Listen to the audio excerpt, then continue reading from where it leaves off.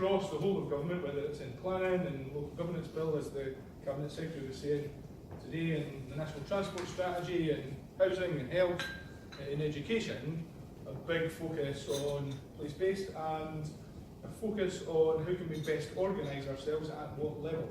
So I just want to cast your mind back to 1997 to 1999 and the Constitutional Steering Group and the beginnings, the formation of the Scottish Parliament, and the legislation and the referendum back then. And so Parliament gets created with its executive, which has now become the Scottish Government, and it's just literally plonked in on top of the existing structure of governance, of accountability, of public authorities, and there's no real conversation about relative place of power, of responsibility, of budget, of function, of form. And in particular, there's a gap in regional policy. And so my task in government is to fill that gap in terms of regional policy by doing 2 or 3 things which come together around this place-based proposition. So you've got the policy and the principles, the place principle, the town centre principle, and that stuff developing. On the one hand, you've got the capital intervention coming through city, region and growth deals. On the other hand, making big interventions into regional economies.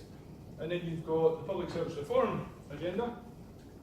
On the other hand, bubbling away in the background, trying to identify how we can reshape, reform the revenue spend, and bolt those 2 things together, the reformed revenue spend and the capital spend, and get the much vaunted additionality out of that process. So if you take just in numbers to give you an idea of the scale of those players in the space.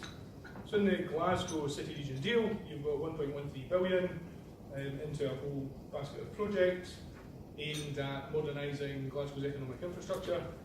And we can have everybody will have their viewpoints about the appropriateness of some of those projects and whether they're more attached to the outgoing economy rather than the incoming emerging economy, but nonetheless it's economic infrastructure. And then on the other hand, so that's 1.13 billion. On the other hand, public sector as a whole, these folk in the room, and many others, we spend between 7 and 8 billion a year on the revenue side. And so you can see over a 20-year period of the deal, then the scale of the impact, the potential impact of reforming revenue on the back of the one-off capital intervention could be significant. And that aspect is the whole issue around which government is gathering in terms of trying to determine the characteristics of inclusive growth, that connection of people in place, and trying to maximise the impact for places and through all the different place scales, whether it's in a town, in a city, across a region. And that's where city deals and those other interventions are beginning to find themselves, and it's the space in which these folks are playing and trying to get much more bang for the buck than just the one-off impact of a piece of infrastructure.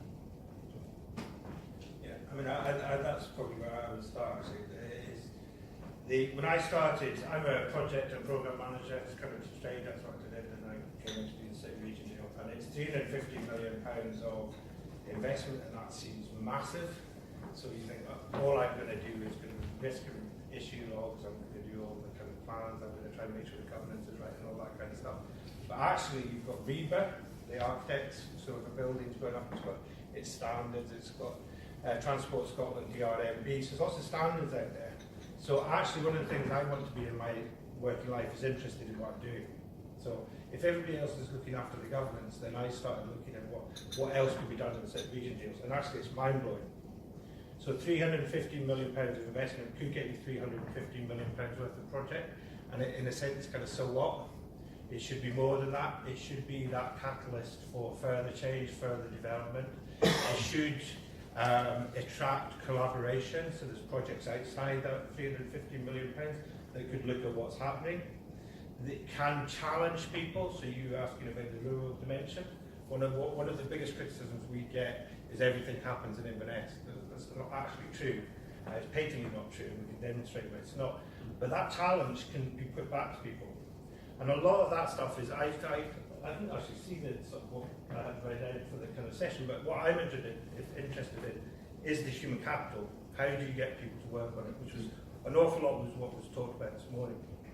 And some of that is about wicked problems, and some of it is just about letting good things happen.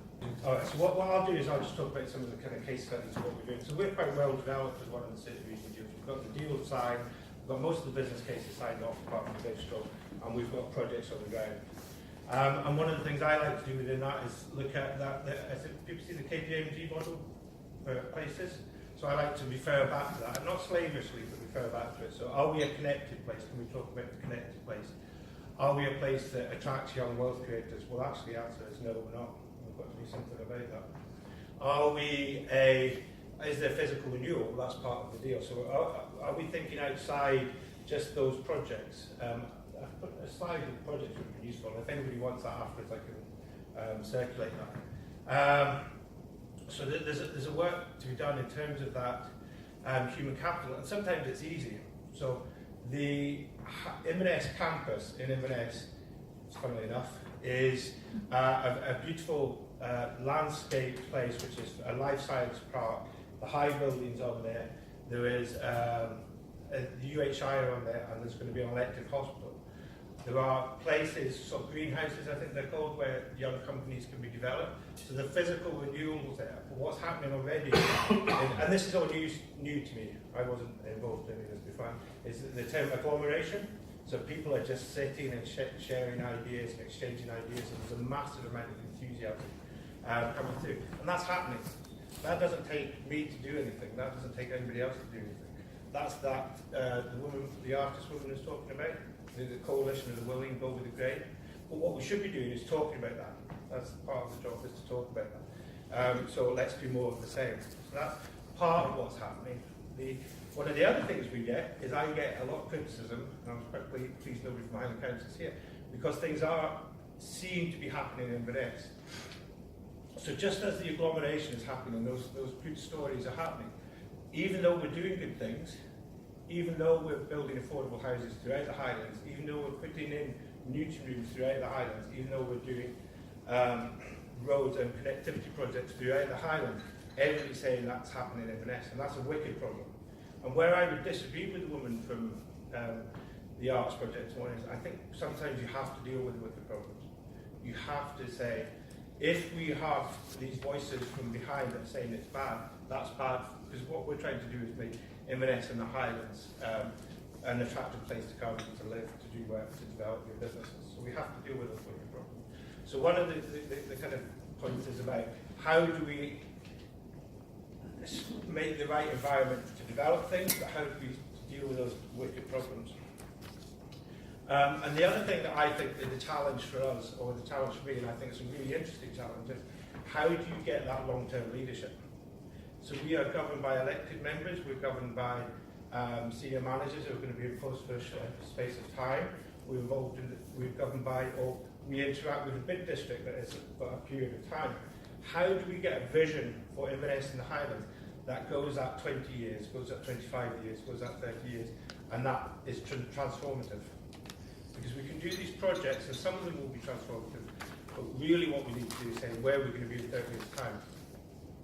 So these are the three challenges for me, which is how do we let the good stuff be demonstrated, how we deal with wicked problems where people are trying to stop things, and how do we get that leadership for the 25, 30-year period, which will allow us to be truly transformative. Okay, John, so can I just pick up on that then?